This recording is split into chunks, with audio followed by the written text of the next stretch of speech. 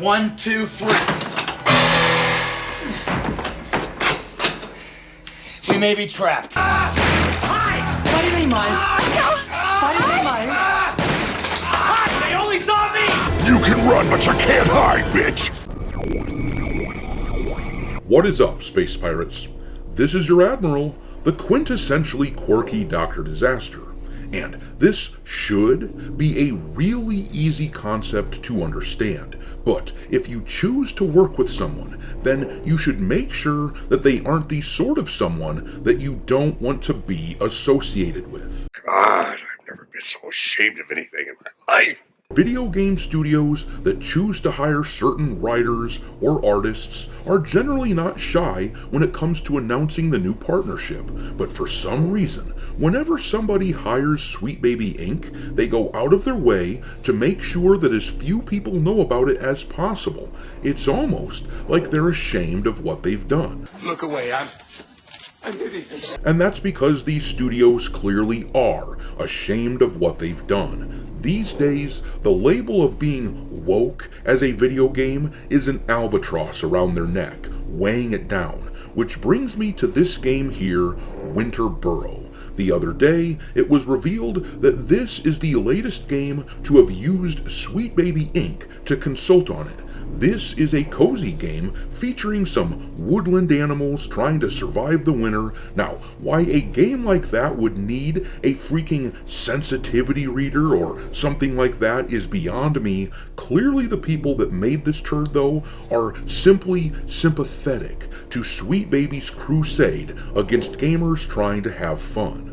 Oh, this looks like fun. Some rainbow flags. Oh, goody. But now that the news is out that Sweet Baby worked on Winter Burrow, the makers of the game are aggressively banning anyone on the community hub on Steam who mentions it. There are a ton of reported instances of this happening, and it really begs the question, if Sweet Baby is actually a necessity for the making of a game, and if gamers are evil for criticizing what they do, then why try to hide Sweet Baby's involvement? Why not wear it like a badge of honor and show off the righteousness of the cause to inject progressive politics and sensibilities into entertainment? But these people can't do that because they are chicken shit and they know the truth, that we don't like it. If so powerful you are, why leave?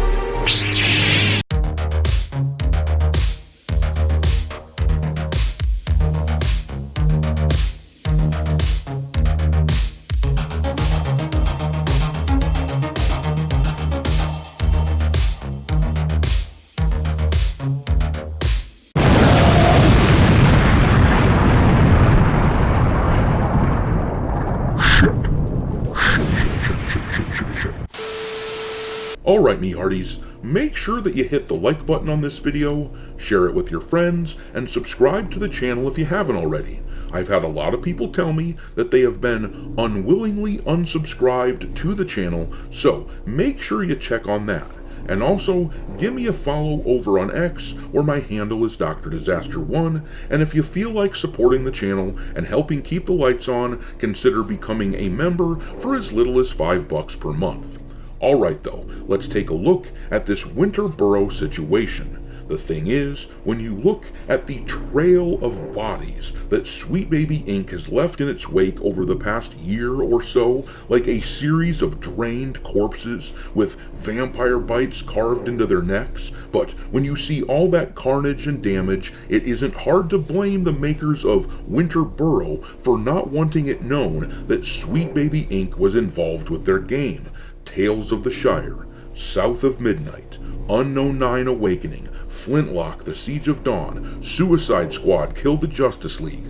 These were all consulted on by Sweet Baby Inc., and all of them, and there were more, mind you, but all of them were absolute failures in this past year or two. Somehow, Sweet Baby helped make The Lord of the Rings and the Suicide Squad, they made them lame, and that is an impressive feat, considering how popular both of those IPs are. So, it is no surprise that folks in the industry are reticent to let it be known that they have hired this company.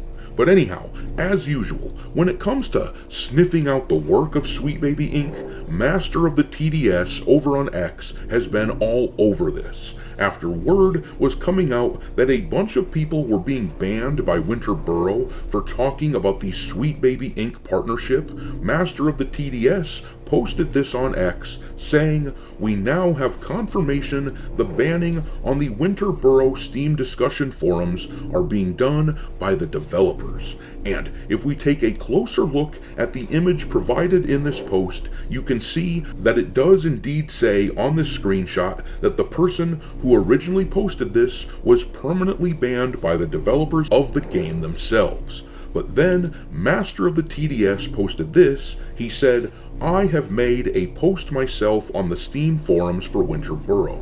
And let's read it so that you can see how calm and inoffensive that he was. He was just asking questions. Here's the post. It says, "Why the mass bans and deleted discussions? People are asking fair questions about your work with Sweet Baby, and instead of giving a simple acknowledgement and clarifying what that involvement was, you are shutting down every attempt at dialogue.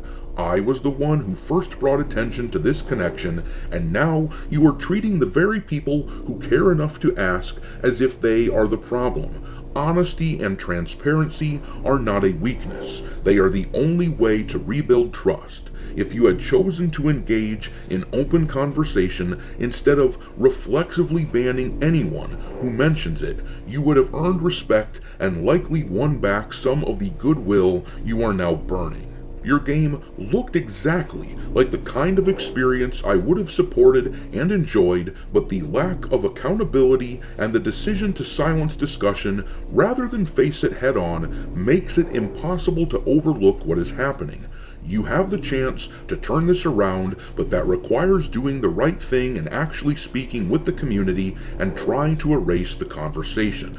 And I think we can all agree that this was an eloquent way of approaching this. Master of the TDS is an excellent communicator, and he was not rude in any way. He was simply direct and critical of what these people are doing. It isn't wrong for a potential customer to ask for answers when someone is making decisions they disagree with. But these bozos went ahead and banned him anyway because they don't want dialogue. They simply want to hide. Here is Master of the TDS's post announcing that he was banned by the Winter Burrow Steam forum, and in the image you can see that they cite the post that he had written as the cause for his banning, but under ban reason they literally left it blank. That tells us everything we need to know, doesn't it? This is not a serious company, quite obviously.